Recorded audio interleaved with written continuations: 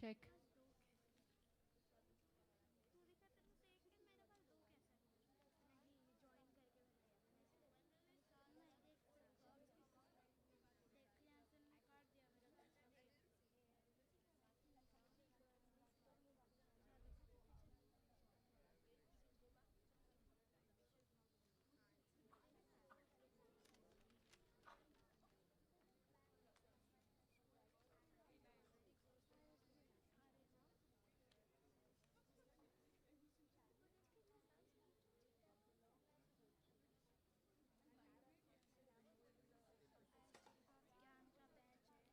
Ladies and gentlemen, I am pleased to inform you that the Ambassador, His Excellency Shri Sibi George, and Madam Joyce Sibi have joined us for the flag hoisting ceremony. I request the audience to please make way for the Ambassador.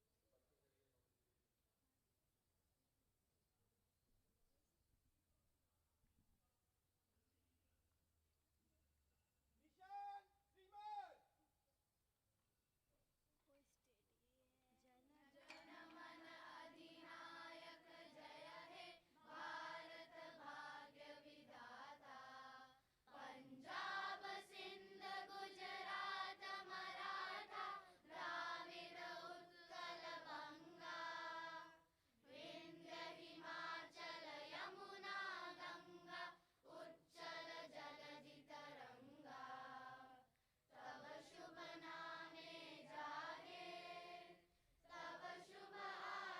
श्रीमान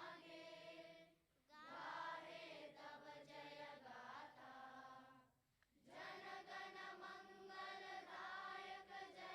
श्रीमान भारत माता की जय भारत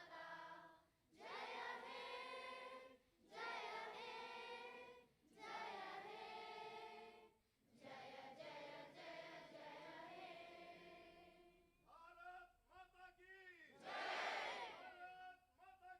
जय Vande Mataram Vande Mataram Vande Mataram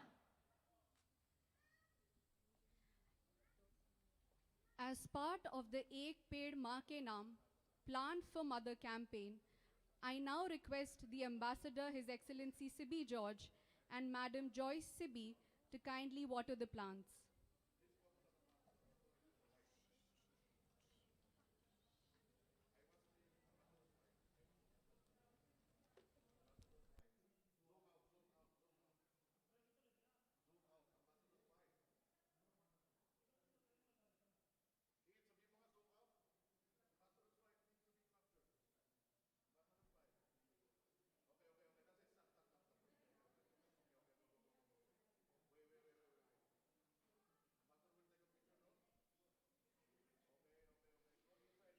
Ladies and gentlemen, I now request you to kindly step inside.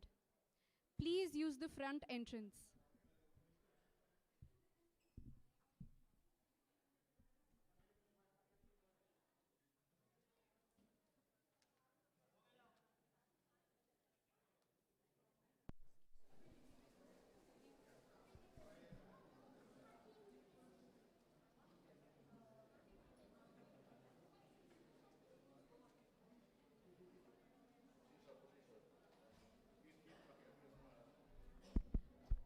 I request everyone to please step inside.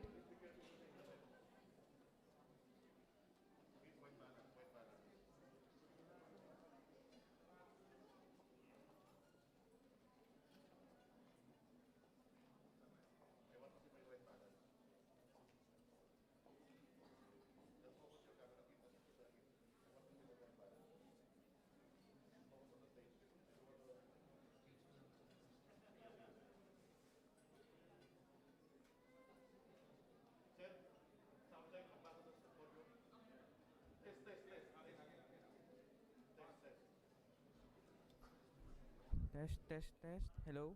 Hello, podium. Hello. Testing.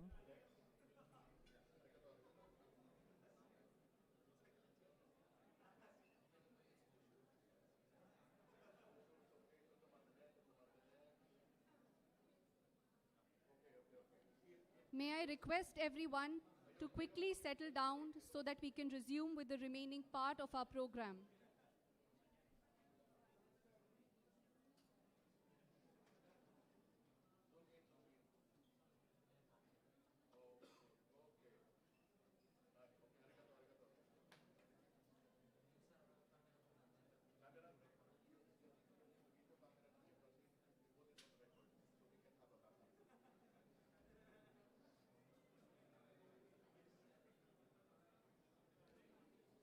I request the audience to quickly settle down and maintain silence so that we can continue with the program. Thank you.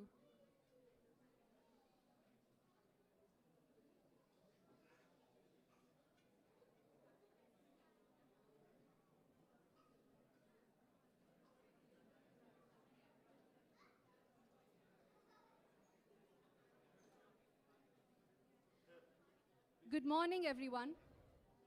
Today we have come together to celebrate the 78th Independence Day of our great nation. It is a day to honor and remember the sacrifices of our freedom fighters and the achievements of our country. With this, I would like to invite the Ambassador, His Excellency Shri Sibi George, to kindly read the Honorable President's address to the nation, followed by his own remarks. I would also request the audience to maintain silence so that everyone can hear the Ambassador clearly. Good morning, everybody. Happy Independence Day.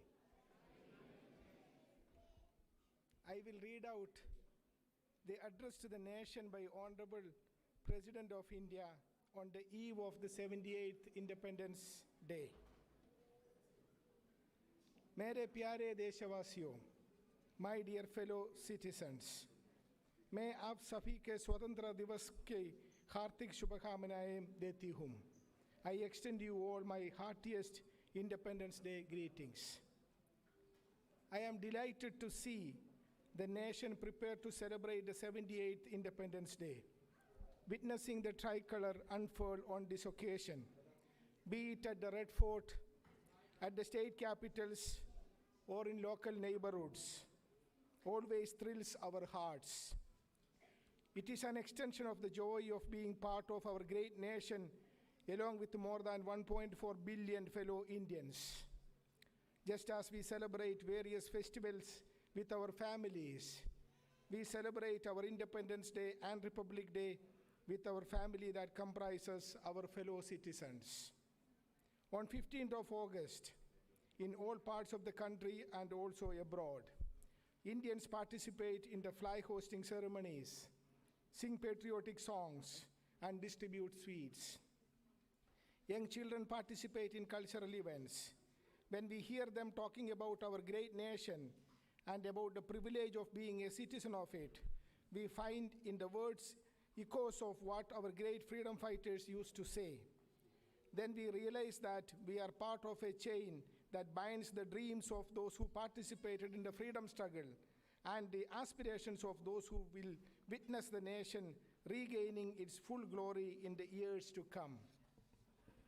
Realizing that we are links of this chain of history is humbling. It makes us recall days when the nation was under a foreign rule. Patriotic and brave souls took immense risks and made supreme sacrifices. We salute their memory. Thanks to their unceasing labor, the soul of India awoke from centuries of torpor. Different traditions and values that had continued to live on beneath the surface found new expressions in several generations of great leaders. Unifying the diversity of traditions and their expressions was Mahatma Gandhi, father of the nation and our Lodestar. Alongside, there were great leaders like Sardar Patel, Netaji Subhash Chandra Bose, and Baba Sahib Ambedkar, as well as Bhagat Singh, Chandrasekhar Azad, and many others. It was a nationwide movement in which all communities participated. Among tribals, there were Tilka Manchi, Birsa Munda, Lakshman Naik, and Phulo Jhano, among many more whose sacrifices are now being appreciated. We have started celebrating the birth anniversary of Bhagavan Birsa Munda as Janchetiya Gaurav Divas. Celebrations of the 150th birth anniversary next year will be an opportunity to further honor his contribution to the national re-awakening. Mere pyare deshavaasiyon, my dear fellow citizens, today on 14th August, the nation is observing Vibhajan Bibitsha Smriti Divas, a day to recall partition horrors. As the great nation was divided, millions had to suffer forced migration. Lakhs of people lost their lives. A day before we celebrate Independence Day, we recall that unparalleled human tragedy and stand with the families that were torn asunder. We are celebrating the 75th year of the Constitution. The journey of the newly independent nation was not without obstacles. Remaining firm on the constitutional ideals of justice, equality, liberty, and fraternity, we are on the mission to enable India to reclaim its rightful position on the global stage. As general elections were held in our country this year, the number of eligible voters stood at nearly 97 crore. This was a historic record, making it the largest electoral exercise humankind has ever witnessed. The Election Commission of India should be congratulated for the smooth and flawless conduct of such a gigantic event. I thank all officials and the security personnel who braved the heat and helped the electors. When such a large number of people exercise their franchise, it's a resounding vote for the idea of democracy. India's successful conduct of elections strengthens democratic forces around the world. Mere pyare deshavaasiyon, dear fellow citizens, from 2021 to 2024, India has been among the fastest growing major economies with an average growth rate of 8% annually. This has not only put more money in the hands of people, it has also drastically reduced the number of people living below the poverty line. As for those who continue to suffer from poverty, all efforts are being made not only to provide a helping hand to them, but also to bring them out of it. For example, PM Garib Kalyan Anna Yojana, launched in the initial phase of COVID-19, continues to provide free ration to about 80 crore people, which also ensures that those who have recently come out of poverty are not forced back into it. It's a matter of pride for all that India has become the 5th largest economy in the world, and we are also poised to become one of the top 3 economies soon. This has been made possible only by tireless hard work of farmers and workers, by the farsightedness of planners and wealth creators, and by the visionary leadership. Farmers, our Annadata, have ensured that agricultural production continues to beat expectations. With this, they have contributed immensely to making India self-reliant in agriculture and feed our people. Infrastructure has received a boost in recent years. Strategic planning and effective institutions have helped expand the network of roads and highways, railways, as well as ports. Considering the great potential of futuristic technology, the government has vigorously promoted a range of sectors, such as semiconductors and artificial intelligence, while also creating an ideal ecosystem for startups which will propel their growth. It has made India an even more attractive investment destination. With greater transparency, the banking and financial sector has become more efficient. All of these factors have set the stage for next generation of economic reforms and economic growth that will catapult India among the developed nations.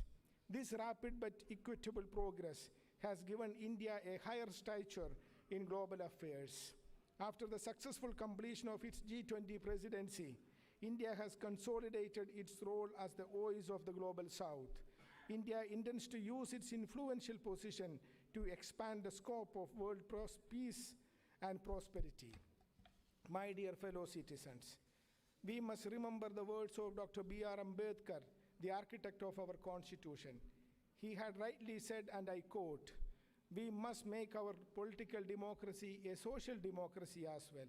Political democracy cannot last unless there lies at the base of it social democracy," unquote. The steady progress of political democracy testifies to the progress made towards consolidation of social democracy. The spirit of inclusion pervades every aspect of our social life. We move together as a cohesive nation with our diversity and plurality. Affirmative action must be strengthened as an instrument of inclusion. I firmly believe that in a vast country like ours, tendencies that stoke discord based upon perceived social hierarchies have to be rejected. Social justice is a top priority of the government, and it has taken a number of unprecedented initiatives for the welfare of the scheduled castes, scheduled tribes, and other marginalized sections of society. Pradhan Mantri Samjik Utkhan Evam Rozgar Adharij Jan Kalyan, that is PM Suraj, for example, aims to provide direct financial assistance to the people from the marginalized communities. The Pradhan Mantri Janjati Adivasi Nyaya Maha Abhiyayan, PM Janman, has taken the form of a mass campaign for critical interventions to improve socio-economic conditions of particularly vulnerable tribal groups, that is PVTGs. The National Action for Mechanized Sanitation Ecosystem, or the Namaste scheme, will ensure that no sanitation workers will have to manually engage in the hazardous task of sewer and septic tank cleaning. The term justice, taken in the broadest possible sense, includes a variety of social factors. I would like to stress two of them in particular, namely gender justice and climate justice. In our society, women are considered not only equal, but even more than equal. However, they have also suffered from traditional prejudices. But I am glad to note that government has given equal importance to women's welfare and women's empowerment.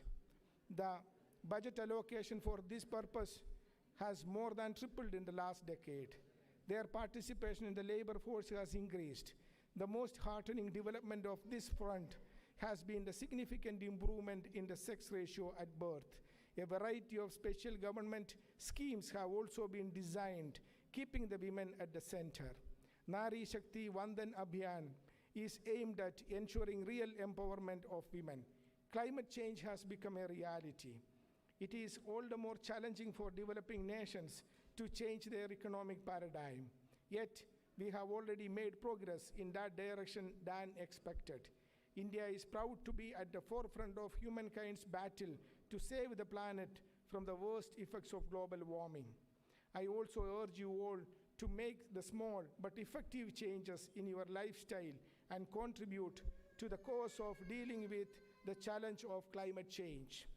Speaking of justice, let me also mention here that in adopting the Bharatiya Nyaya Samhita from July this year, we have removed one more relic of the colonial era. The new code is oriented towards ensuring justice for the victims of crime instead of focusing on punishment alone. I see this change as a tribute to the freedom fighters. Mere pyare Deshawasiyom, my fellow citizens, the Amrit Kal, the ongoing period of a quarter century leading to the centenary of our independence, is going to be shaped by the youth of today. It is their energy and enthusiasm that will help the nation scale new heights. Cultivating the young minds and creating a new mindset that takes the best of the traditions and the contemporary knowledge is our priority. To this end, the National Education Policy, launched since 2000, has already started showing results. To harness their talent, the government has come up with initiatives to facilitate skilling, employment, and other opportunities for them. The Prime Minister's package of 5 schemes for employment and skilling will benefit 4.1 crore youth over 5 years. Under a new initiative of the government, 1 crore youth will be doing internship in leading companies over 5 years. All this will be a foundational contribution towards building Vikasit Bharat. In India, we view science and technology as part of the quest for knowledge as well as instrument for humanitarian progress. Our achievements in the field of digital applications, for example, are being used as templates in other countries. In recent years, India has made unprecedented advances in space exploration. Along with you all, I also eagerly look forward to the launch of Gaganyaan mission next year, which will take a team of Indian astronauts into space aboard India's first human space lift. The world of sports is another arena in which the country has made great progress in the last decade. The government has rightly prioritized the development of sports infrastructure, and it is showing results. The Indian contingent put up its best efforts in the recently concluded Paris Olympics Games. I appreciate the dedication and hard work of the players. They have inspired the youth. In cricket, India won the T20 World Cup to the great joy of large number of fans. In chess, our prodigies have made the country proud. This is said to be the beginning of an Indian era in chess. In badminton, tennis, and other sports, our youngsters are making a mark on the world stage. Their achievements have inspired the next generation too. Mere pyare deshavaasiyo, my dear fellow citizens. With the nation all set to celebrate Independence Day, let me once again extend my greetings to you, particularly our brave Jawans of armed forces who guard our nation, our freedom, risking their lives. I convey my greetings to the police and security personnel who keep vigil all across the country. I also extend my greetings to the members of the judiciary and the civil services, as well as the officials of our missions abroad. My greetings also to our diaspora. You are part of our family, making us proud with your achievements. You are great representatives of India's culture and heritage.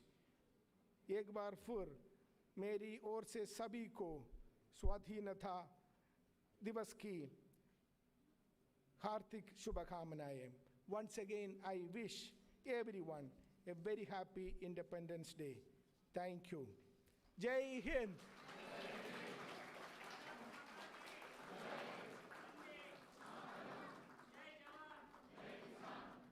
Jai Bharat. Once again, congratulations to each one of you on the occasion of the Independence Day of India. I thank each one of you for joining us today, despite the heat which we have been facing for some time. I will be very brief in my remarks. I just wanted to thank each one of you. I extend my greetings today to all Indians in Japan.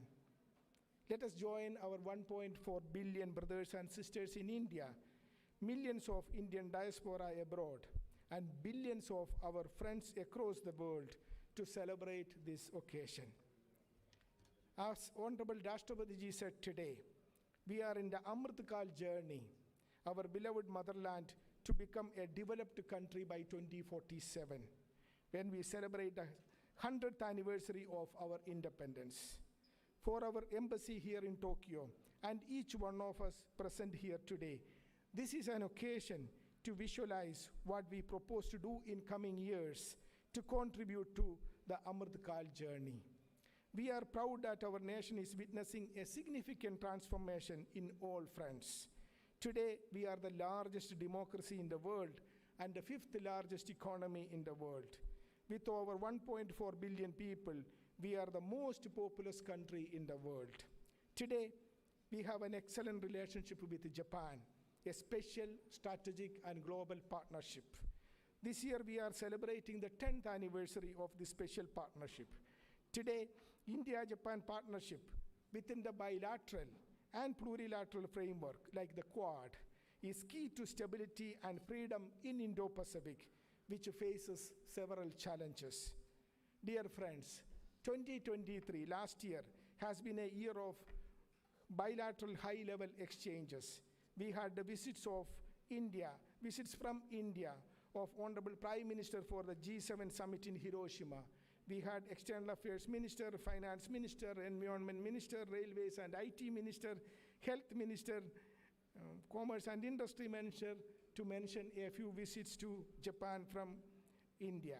Similarly, we had from Japan the visits of Prime Minister twice to India last year, Foreign Minister twice, METI Minister, Environment Minister, Finance Minister, Health Minister, to mention a few. We recall the unveiling of the statue of Mahatma Gandhi by Honorable Prime Minister in Hiroshima. This year too, we had made good progress. We had the visit of External Affairs Minister to Japan twice. Last month, he unveiled the bust of Mahatma Gandhi at Edogawa in Tokyo, at the park which has now been renamed as Gandhi Park. This month, we had the visit of Speaker of the Diet to India. Next week, we will have the Foreign and Defense Ministers of Japan to visiting India for the 2+2 dialogue. We have a number of high-level visits, including that of Honorable Prime Minister planned later this year. Dear friends, it has been 18 months since I assumed charge in Japan, during which I have been able to travel the length and breadth of this country, covering all the 47 prefectures and major cities.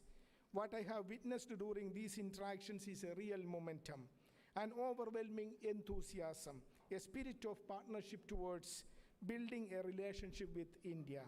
Wherever I went, I came across a large number of stakeholders, companies, big, medium, and small, eager to look at India. There is more coverage of India in Japanese media, both national and local. Indeed, there is a real momentum. What we should be able to do is to convert this momentum to concrete outcome. We have a long way to go. We need to have a quantum leap in our relationship. Let me repeat what I have been saying. There are 1,500 Japanese companies in India. My target is to make it 15,000. There are 1,500 Indian students in various universities in Japan. My target is to make it 15,000. There are 40,000 Indian diaspora in Japan. Our target is to increase it into 400,000.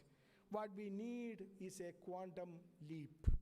We will continue to take steps to make Japan a key partner in our Atmanirbhar Bharat and in our 3Ts project, trade, technology, and tourism. We will continue to celebrate India in Japan every day. As Indians, we have so much to celebrate, so many national heroes to remember and pay homage to. In September, we are celebrating the India Month in Japan. We will have a month-long programs all across Japan, including special cultural troops coming from India. I would request you all to join the celebrations. Tomorrow, we are also having the Raksha Bandhan celebrations in the embassy in the afternoon. I request you to join these celebrations, which is part of our civilizational Connect Vasudhaiva Kutumbakam. This year, we are celebrating India-Japan Year of Tourism 2.0 with the theme Connecting Himalayas with Mount Fuji. I am happy to note that the 3 outreach platforms, ICN, IPN, and IBN, that we have set up is contributing in promoting India in Japan.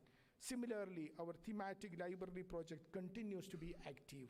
I invite you to join these initiatives. Dear friends, I invite you to join us in celebrating India in Japan. Indian Embassy in Tokyo is a home away from home for all our Indian diaspora. All are always welcome to visit the embassy. Let me conclude by thanking our children who are here to sing our national anthem and patriotic songs. I thank you all for joining us today. Once again, I wish you a very happy Independence Day. Jai Hind! Jai Hind! Jai Hind! Thank you.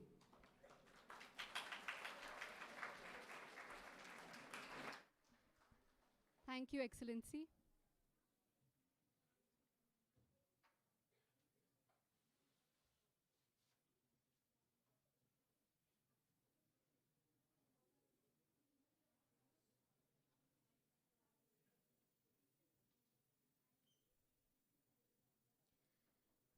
Now, I would like to invite the students of India International School in Japan, who will be presenting the song "Ae Watan Mere Watan."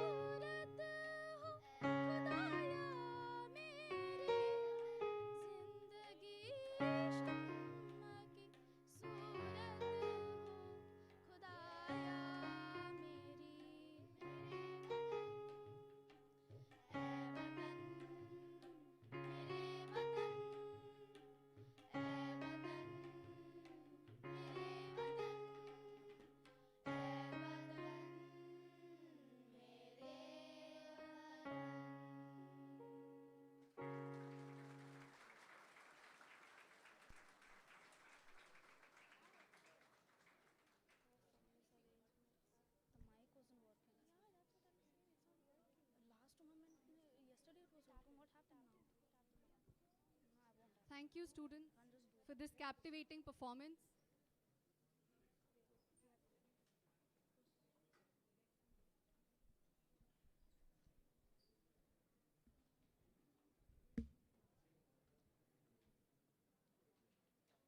I would now like to invite the students of Global Indian International School who will be singing the song Badhte Chalo.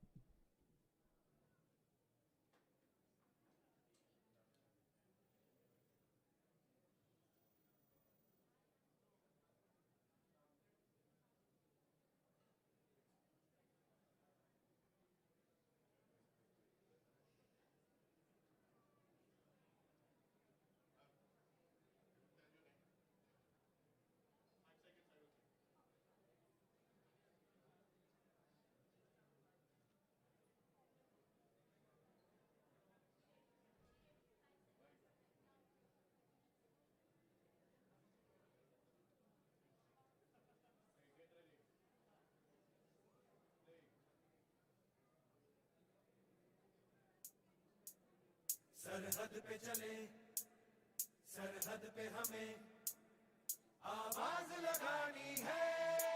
Bharat माता, माथे पे तिलक जय हिंद लगावो मेरी निशानी है।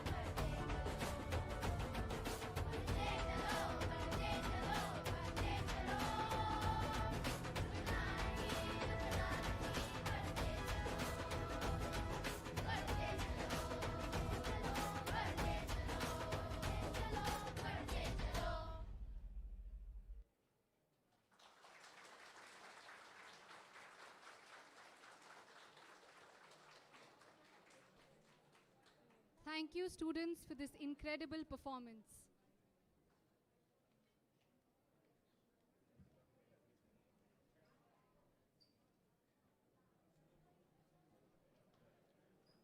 With this, we come to the end of our Independence Day celebration.